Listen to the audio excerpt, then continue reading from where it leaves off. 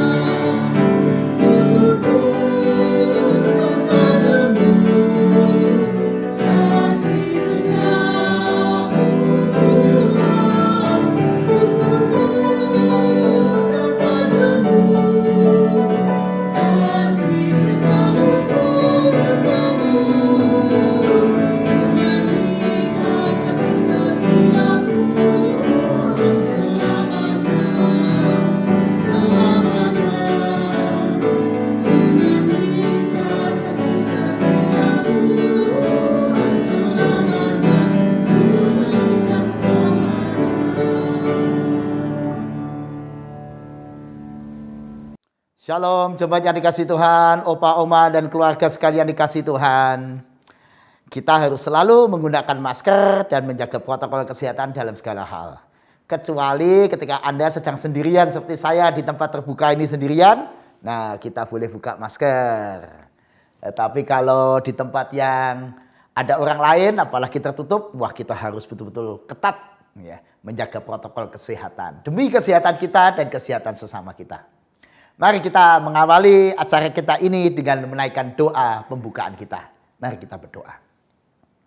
Ya Tuhan, kami ingin memulai acara kebaktian untuk orang lanjut usia ini. Biarlah semua teman-teman kami yang mengikuti ibadah ini bisa menikmati kegembiraan bersama kami, menikmati kegembiraan dalam bersekutu, di dalam membaca merenungkan firman, dan dalam hidup di dalam sabda Tuhan.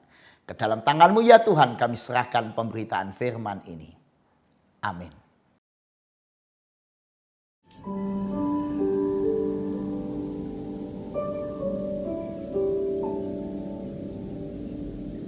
Oma-opa yang dikasihi Kristus, sudah 30 hari kita menjalani tahun 2021. Kita percaya kalau kita dapat melewati semua, itu karena kasih karunia Tuhan.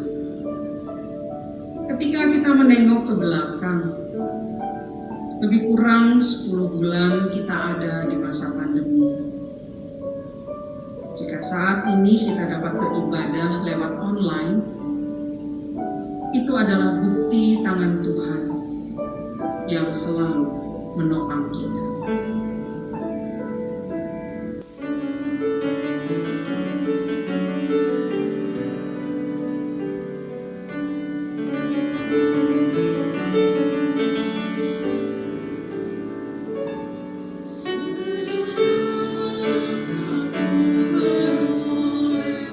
Ada jalan yang aku tempuh.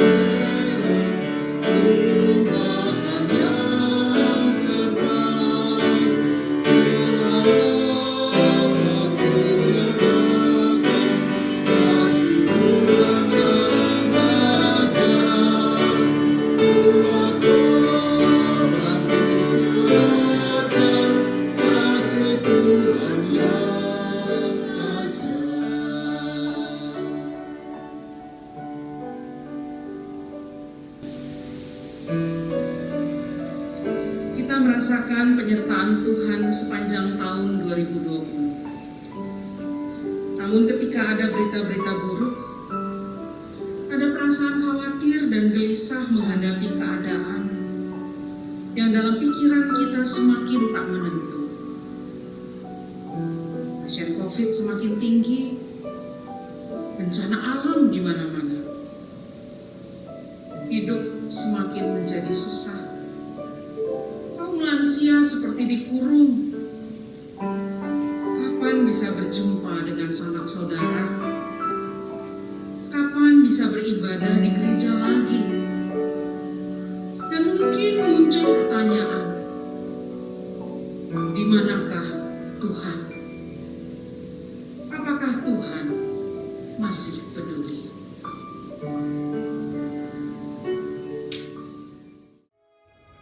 Semalam aku bermimpi sedang berjalan menyisir pantai bersama Tuhan.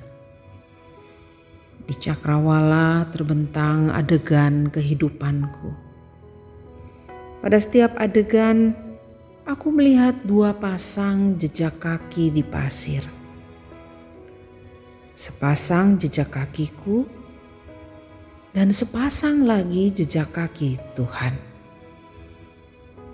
Setelah adegan terakhir dari kehidupanku terhampar di hadapanku, aku menoleh ke belakang, melihat jejak kaki di pasir.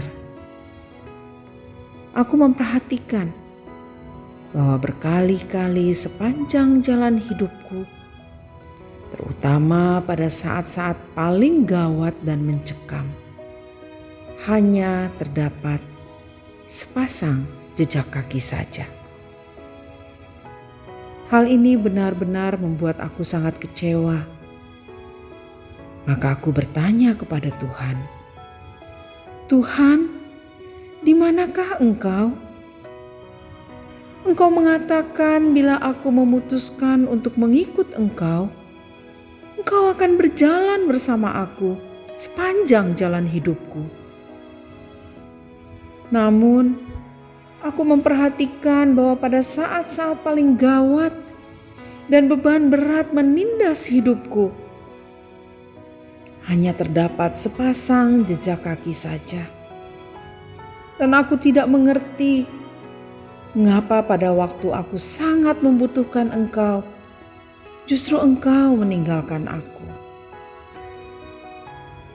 Tuhan menjawab, "Anakku, engkau sangat berharga di mataku. Aku sangat mengasihi engkau, dan aku tidak akan meninggalkan engkau. Pada waktu engkau dalam bahaya dan dalam penderitaan, engkau hanya melihat sepasang jejak kaki saja, karena pada waktu itu aku menggendong kamu."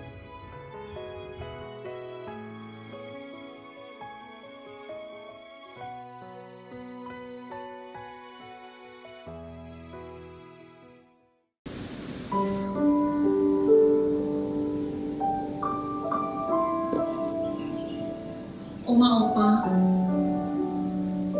saat ini Allah sedang menggendong kita.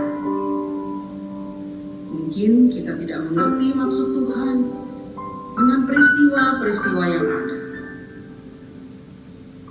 Seperti juga kita tidak paham apa yang sedang Tuhan lukis dengan bintang-bintang di langit.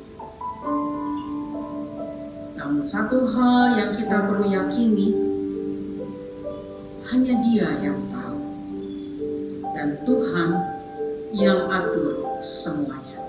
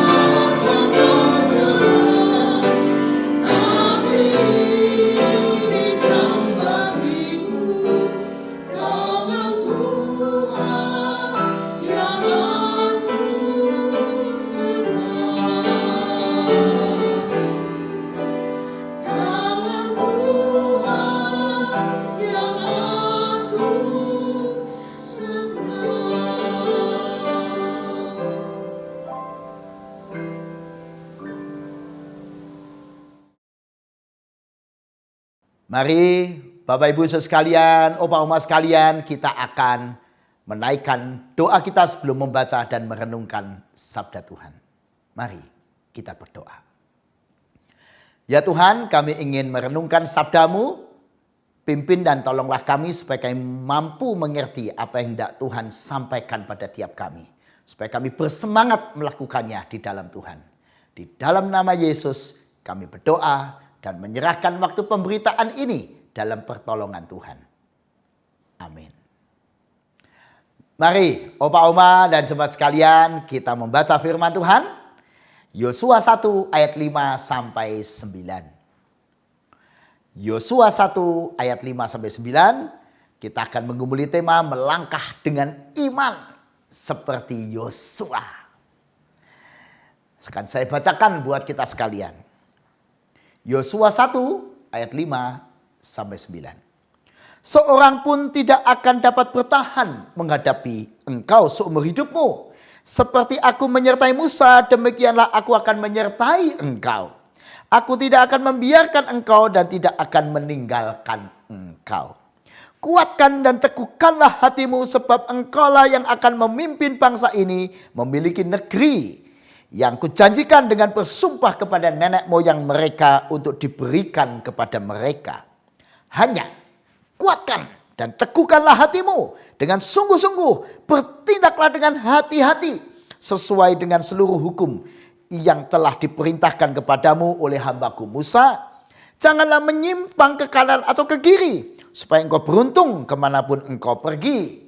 Janganlah engkau lupa memperkatakan kitab Taurat ini, tetapi renungkanlah itu siang dan malam, supaya engkau bertindak hati-hati sesuai dengan segala yang tertulis di dalamnya. Sebab dengan demikian perjalananmu akan berhasil dan engkau akan beruntung.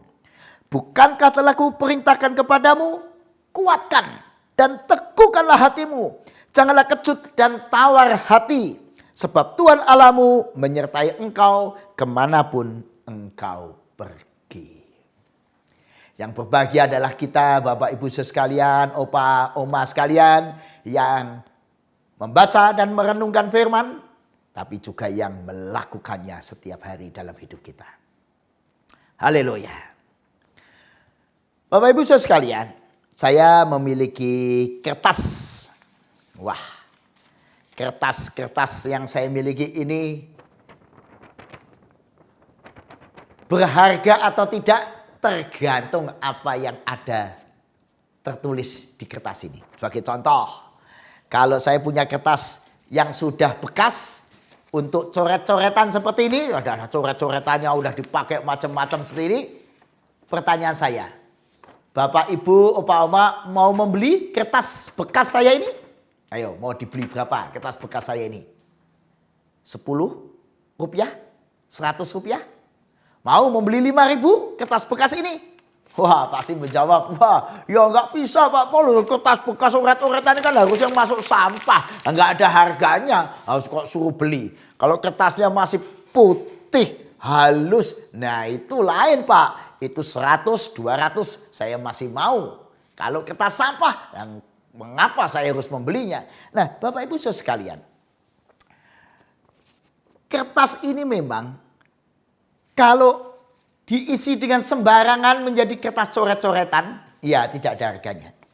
Tetapi kalau kertas ini diisi misalnya di sebuah bank menjadi sertifikat deposito, ya harganya jadi mahal. Tergantung deposito berapa. Kalau deposito 1 miliar, ya kertasnya ini menjadi surat berharga sekali. Kalau tertulis surat deposito seharga 5 miliar, wah ini mahal bukan main kertasnya. Atau kalau kertas ini dicetak menjadi sebuah buku pelajaran buat anak-anak kita, ya kertas ini menjadi kertas berharga, bukan lagi kertas sampah. Kalau kertas ini kemudian dicetak menjadi Alkitab, menjadi renungan, memperbarui kehidupan orang, ya kertas ini menjadi sangat berharga. Jadi berharga atau tidak sebuah kertas tergantung apa yang tertulis di dalamnya. Demikianlah juga dengan hidup kita, saudara dikasihi Tuhan. Hidup kita bergantung apa yang kita tulis dalam sejarah hidup kita. Mari kita lihat catatan kita berikut ini. Tema kita bicara tentang melangkah dengan iman. Sudah dikasih Tuhan seperti kertas, berharga atau tidak tergantung apa yang tertulis di atasnya. Hidup kita juga berharga atau tidak tergantung sejarah iman kita. Apakah kita memiliki kehidupan iman yang baik dan melakukan hal-hal yang baik? Sebagai contoh siapa? Yosua tentu saja. Yosua yang usianya sudah lanjut sekitar 70 atau 80 tahun waktu teks Yosua 1 atau kisah ini. Karena Yosua sejak muda sudah mengikut Musa menjadi abdinya atau asistennya Musa. 40 tahun ikut bersama dengan orang Israel berada di padang gurun. Dan sekarang dia menjadi pemimpin menggantikan Musa. Jadi usianya mungkin sekitar 70 atau 80 tahun. Secara fisik dia sudah lemah. Secara fisik dia sudah tidak bisa menjadi pengintai. Seperti dulu lagi ketika 40 tahun yang lalu dia masih gagah menjadi pengintai yang dahsyat. Bersama dengan 10 pengintai yang lain. Hanya bedanya Yosua menjadi salah satu pengintai dari 2 pengintai yang beriman. Mungkin kegesitan sudah hilang. Tidak seperti 40 tahun yang lalu. Tetapi Yosua berharga bagi generasi muda Israel waktu itu. Terlebih ketika generasi muda sedang berjuang untuk menyeberang sungai Yordan. Untuk menerima tanah perjanjian seperti janji Tuhan kepada nenek moyang mereka. Dan kini generasi muda sedang mengeluarkan energi dan perjuangan untuk memiliki tanah perjanjian. Dan nanti sejarah menunjukkan mereka harus terus mengalahkan situasi itu lebih dari 40 tahun. Wah, perjuangan yang berat ya untuk memiliki tanah air. Sesuai konteks sekitar abad 15 atau abad 12 sebelum Masehi. Nah, tetapi yang hebat adalah Yosua sesuai dengan namanya, dengan pertolongan Yahweh, itu arti namanya. Dia adalah teladan dalam hidup beriman. Dia adalah teladan dalam segala perjuangan. Nah, karena itu dia adalah orang yang sangat diperlukan bagi generasi muda. Dia menjadi gembala rohani. Karena imannya memotivasi orang lain. Karena hidupnya menginspirasi orang lain. Khususnya generasi muda. Dan dia adalah pendoa buat bangsanya yang hebat. Pertanyaan saya adalah, bagaimana saudara dan saya? Apakah kita telah teladan dalam hidup beriman? Apakah kita gembala rohani buat generasi muda? Apakah kita menjadi motivator karena iman kita? Karena ekspresi kita diwarnai dengan iman yang menyala-nyala. Optimis, semangat. Apakah hidup kita menginspirasi generasi muda? Apakah kita pendoa yang setia? Mari kita belajar dari Yosua. Mengapa dia bisa begitu hebat?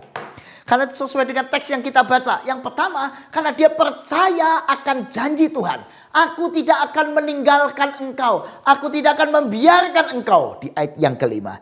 Janji Tuhan kepada Yosua ini dia pegang begitu erat. Begitu percaya bahwa Tuhan tidak pernah meninggalkan dia. Itu sebabnya dia kuat, dia tegar. Di ayat yang ke-6, ketika Tuhan meminta dia meneguhkan dan menguatkan hatinya, sebab dia akan memimpin bangsa.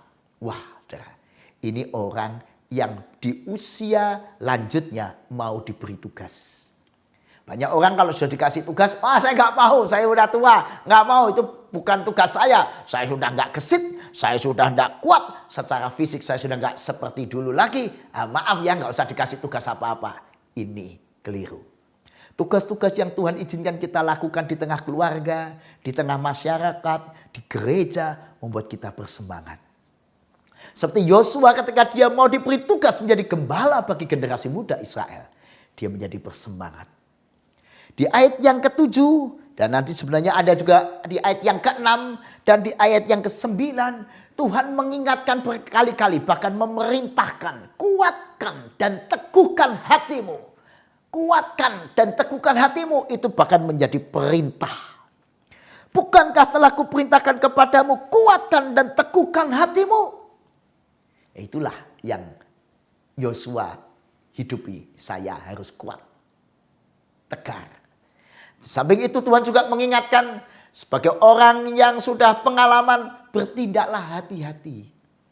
Orang tua itu Bagaimanapun, walaupun banyak pengalamannya, harus bertindak hati-hati. Bertindak hati-hati caranya bagaimana? Di ayat yang ke-8 begitu jelas. Janganlah engkau lupa memperkatakan kitab Taurat ini, renungkanlah itu siang dan malam. Ketika kita sebagai orang tua merenungkan firman siang dan malam, menghayati firman itu, memperkatakan pada anak cucu kita, pada teman-teman kita, pada orang lain. Lalu kita menghidupi firman itu dalam hidup sehari-hari. Kita percayakan janji penyertaan Tuhan. Kita mau melayani Tuhan dan sesama. Kita menjadi orang yang mau optimis di dalam Tuhan. Kuat dan teguhkan hatimu dan hati-hati. Maka ini menjadi pribadi orang tua yang istimewa. Yang tadi saya katakan bagaikan kertas lembaran hidupnya diisi dengan iman. Maka nanti sejarah Yosua juga menunjukkan Yosua betul-betul adalah motivator yang hebat. Yosua betul-betul adalah orang yang walaupun secara fisik tidak kuat, tapi dia adalah gembala hidup beriman buat generasi lebih muda. Dan karena ia beriman, maka hidupnya adalah teladan, inspirasi, penghibur buat orang lain.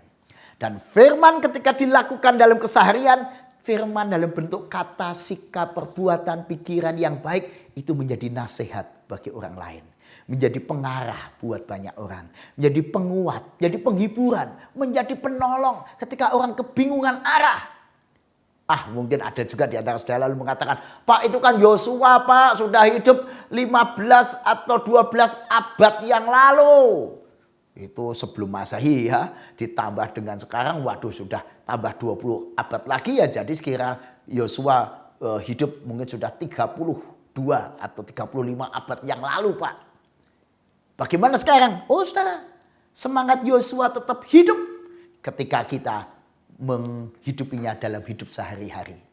Dan sebagai contoh saya ingin menceritakan tentang kisah nyata dua orang sahabat. Yang satu usianya sudah 80 tahun lebih. Yang kedua juga 80 tahun lebih. Nanti kedua-keduanya baru saja belum lama ini berpulang pada usia hampir 90 tahun. Nah persahabatan ini saya kisahkan dulu dua orang yang namanya Ibu Ingrid dan Ibu Liana. Saya ceritakan dulu siapa Ibu Ingrid. Ibu Ingrid adalah seorang ibu yang sejak muda dia sudah memiliki sakit diabetes. Dan karena sakitnya itu salah satu kakinya harus diamputasi. Jadi dia hidup hanya dengan satu kaki. Dan karena itu dia harus menggunakan kursi roda supaya dia nyaman kemana-mana. Tetapi luar biasanya adalah Ibu Ingrid walaupun di kursi roda semangat hidupnya menyala-nyala. Aktif di persekutuan doa. Aktif dalam perkunjungan. Dengan kursi roda sampai di mobil, naik mobil kursi roda dilipat. Nanti kalau sudah sampai di tempat yang mau dikunjungi, kursi roda dibuka lagi, turun kursi roda lagi, terus begitu. Begitu repot, tetapi dia bersemangat ikut perlambatan. Bahkan tiap minggu masih ikut pelayanan ini dan itu di atas kursi roda. Hebatnya, anaknya, menantu, cucu-cucu menjadi orang-orang yang berhasil pada bidangnya masing-masing. Dan karena dia sering mengunjungi dan menguatkan ibu-ibu, teman-teman, bahkan orang-orang tua, maka dia bisa memenangkan satu temannya yang usianya sekitar 50 tahun, yaitu Ibu Liana. Dan bukan hanya Ibu Liana yang dia menangkan sehingga makin percaya, kuat, tegar dalam segala hal. Dia memenangkan banyak orang-orang tua yang lain. Intinya kata-katanya, mulutnya, sikapnya bagaikan kertas berharga. Dan hidupnya penuh dengan berharga. Karena dari hidupnya nama Tuhan dimuliakan. Inilah orang yang hidupnya melangkah dengan iman. Oktober 2019 Ibu Ingrid berpulang ke rumah Bapa untuk selamanya. Namun kepulangannya menjadi cerita kebanggaan bagi banyak orang yang pernah dekat dengan dia. Nah yang kedua saya mau ceritakan tentang Ibu Liana. Sejak dia lalu menjadi percaya Kristus, dia mulai aktif di gereja. Dan tentu saja karena Ibu Liana ini dari latar belakang keluarga yang tidak terlalu mampu, dengan 8 anak, bayangin 8 anak, keluarga tidak mampu, betapa berat perjuangannya. Fisiknya sedikit banyak terpengaruh, sehingga dia juga lututnya tidak kuat lagi, apalagi usianya terus naik. Nah karena itu dia juga sehari-hari kalau kemana-mana harus pakai kursi roda. Nah, tapi yang hebat adalah dia begitu rajin ikut persekutuan doa seperti persekutuan lansia. Gak cuma itu, Ibu Liana juga selalu ikut paduan suara. Waduh, kursi roda, paduan suara. Juga selalu ikut perkunjungan bersama dengan Ibu Ingrid. 2 orang ini bersahabat. Perkunjungan bersama, paduan suara. Dan yang jelas kalau ada persekutuan lansia, orang lanjut usia, mereka berdua duduk selalu paling depan. Selalu. Kenapa ya 2 kursi roda ya mestinya duduk paling depan. Supaya kursi rodanya agak mudah diatur. Selalu paling depan. Dan wajah ekspresi mereka berdua yang begitu bersemangat selalu membuat suasana persekutuan itu menjadi hidup. Semua pengkhotbah merasa senang kalau ada Ibu Ingrid dan Ibu Liana di paling depan. Karena mereka selalu antusias. Membuat suasana tidak dingin, membuat suasana semangat, membuat suasana semarak. Lihat saudara, 1, 2 orang melangkah dengan iman. Suasana persekutuan berubah. Suasana keluarga berubah. Anak-anak mereka, cucu-cucu mereka berhasil pada profesinya masing-masing. Tidak hanya itu saudara. Mereka berdua bukan hanya aktif perkunjungan, perlawatan, dan di dalam itu persekutuan, tapi dia juga rajin menginspirasi teman-temannya untuk maju, untuk bergerak, menyemangati, dan sebagainya. Singkatnya, di hari-hari terakhir Ibu Liana yang dia berpulang pada bulan November 2020. Ketika orang berkata, "Ibu sakit apa?" Karena 3 hari dia sakit. Dia menjawab, "Aku tidak sakit. Aku hanya ngantuk." Wah, kata-kata luar biasa. Tergeletak. "Ibu Liana sakit apa?" "Aku nggak sakit. Aku cuma ngantuk." Dan betul, 3 hari kemudian dia tidur di dalam Tuhan. Sleep in Jesus. Sudah dikasih Tuhan. Yang mau saya katakan adalah ternyata bisa ya. Ada orang-orang seperti Yosua. Kalau Yosua dulu konteksnya adalah perjuangan menemani generasi muda untuk berperang, memenangkan keadaan, menyambut tanah perjanjian janji Tuhan.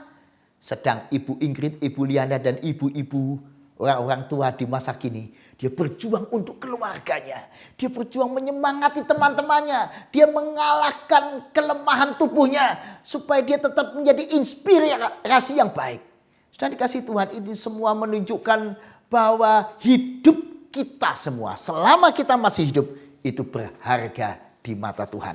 Asal kita melangkah dengan iman. Nah karena itu mari kita perhatikan. Apakah kita hari ini seperti Yosua? Percaya janji Tuhan. Tuhan tidak pernah membiarkan kita dan meninggalkan kita. Mari kita ini ceritakan kepada anak cucu kita, pada teman-teman kita. Tuhan gak pernah meninggalkan kita. Jangan khawatir, jangan takut. Apalagi di masa pandemi ini. Ketika anak cucu kita sedang mengalami goncangan. Yang bisnis goncang bisnisnya. Yang kerja bingung kerjanya. Yang anak-anak kesulitan studi karena harus belajar jarak jauh. Dan banyak orang berduka. Di sini dibutuhkan Yosua yang menceritakan kepada orang yang berduka, yang menghibur kepada orang-orang yang goncang. Percayakan janji Tuhan. Yang berani diberi tugas oleh Tuhan. Ini loh saatnya orang tua memberikan dampak melalui imannya, menyebarkan cinta kasih, melalui imannya menyebarkan semangat hidup, melalui imannya menyebarkan penguatan, penghiburan. Masih hidup, kita berguna bagi Tuhan dan orang lain. Hanya kuatkan dan teguhkan hatimu. Bertindak hati-hati. Renungkan firman. Menghayatinya. Perkatakan firman itu. Apalagi di masa-masa seperti ini. Mari kita hidupi. Ketika Tuhan mengatakan jangan khawatir. Jangan khawatir. Dan ingat doa di dalam Tuhan. Nah, sebagai penutup saudara yang dikasihi Tuhan, mari kita ingat pujian ini. Jangan pernah menyerah, jangan putus asa. Tentu kita tidak bisa berjuang seperti generasi muda yang fisiknya masih hebat. Tapi generasi muda membutuhkan Yosua, orang-orang tua yang berhikmat, yang beriman, yang melangkah dengan iman. Yang imannya menginspirasi generasi muda. Orang tua yang berharga bagi keluarga dan sesamanya. Apakah Anda dan saya mau menjadi orang tua yang demikian? Jangan pernah menyerah, jangan berputus asa. Hadirnya Tuhan nyata saat hati menyembah. Jangan pernah menyerah, jangan berputus asa. Karyanya Tuhan nyata bagi yang setia dan percaya. Tuhan tak pernah janji langit selalu biru, tetapi Dia berjanji selalu menyertai. Tuhan tak pernah janji jalan selalu rata, tetapi Dia berjanji berikan kekuatan. Jangan pernah menyerah, jangan berputus asa. Hadirnya Tuhan nyata saat hati menyembah. Jangan pernah menyerah, jangan berputus asa. Karyanya Tuhan nyata bagi yang setia dan percaya. Mari melangkah dengan iman. Mari kita berdoa.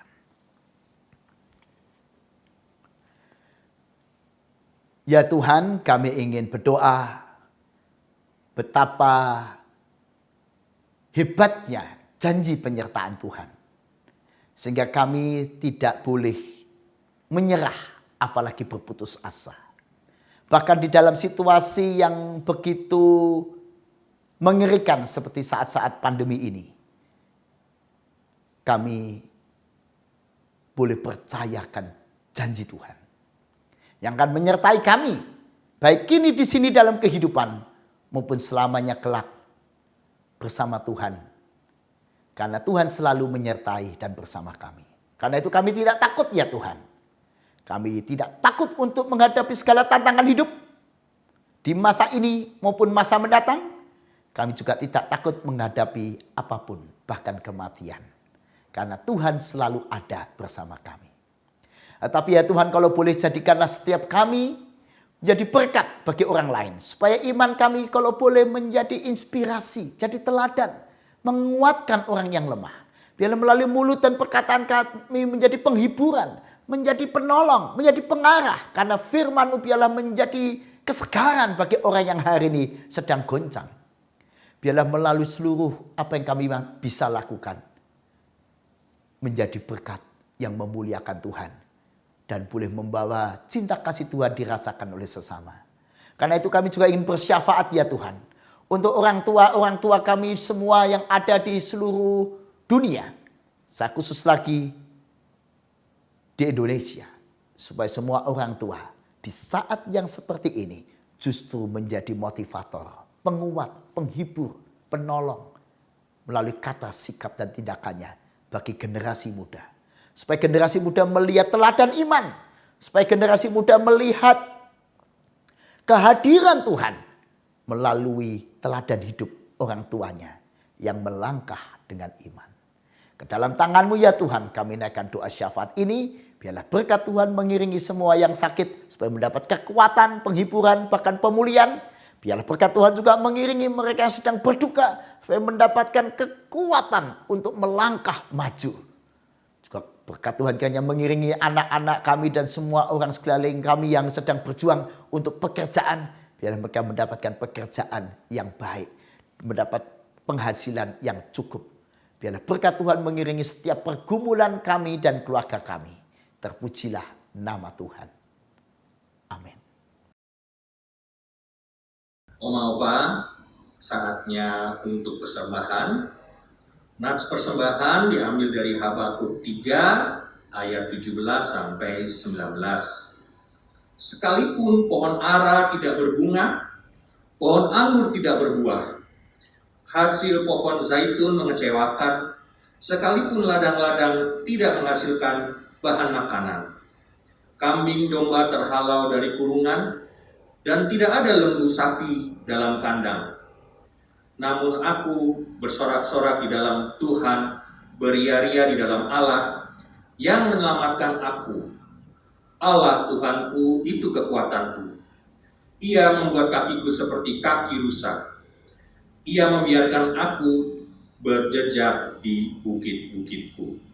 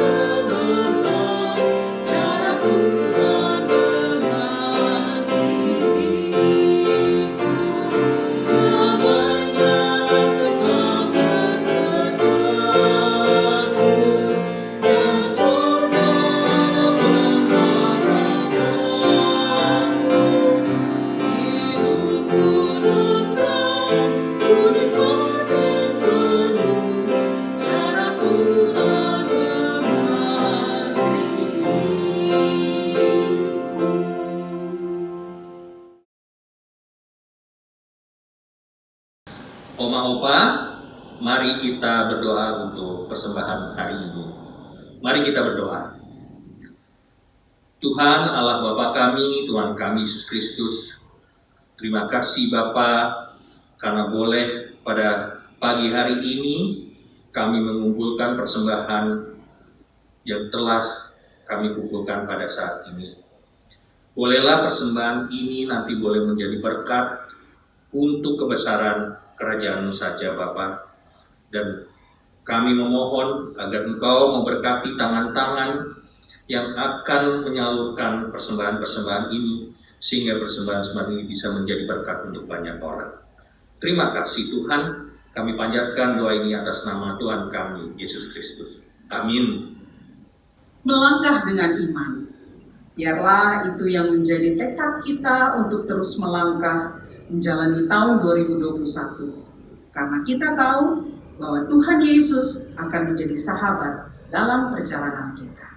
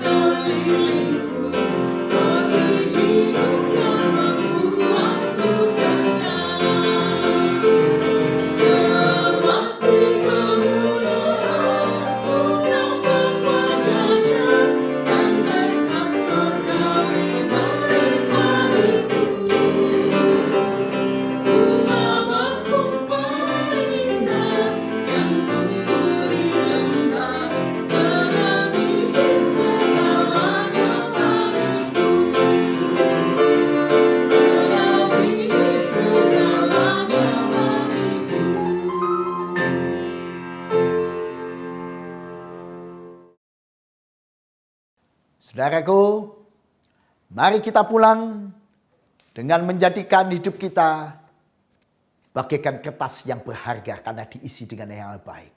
Mari kita isi hari-hari kita dengan kesaksian iman, ucapan yang penuh iman, pikiran yang tenang karena percayakan kehadiran Tuhan. Dan mari kita nyatakan firman Tuhan melalui sikap hidup dan perbuatan kita. Supaya kita menjadi orang-orang yang berharga.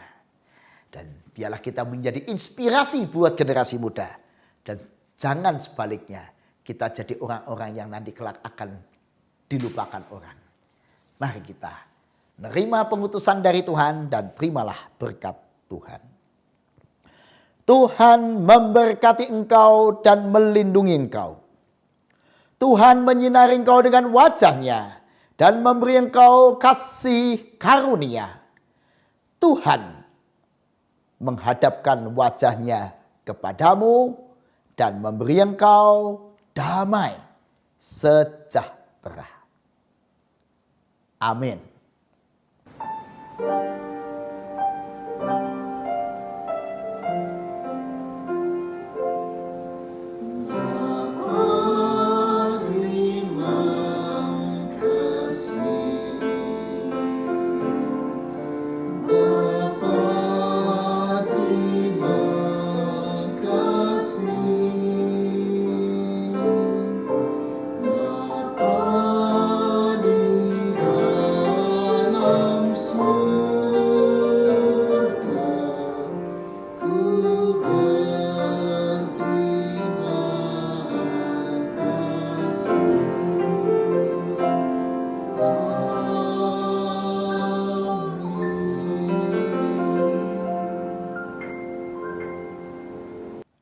Shalom, tetap bersemangat dalam segala perkara. Karena saya ingin berjumpa dengan orang lain atau seseorang, saya harus selalu ingat menggunakan masker saya. Supaya kita sehat dan orang lain pun tetap sehat juga. Tuhan memberkati.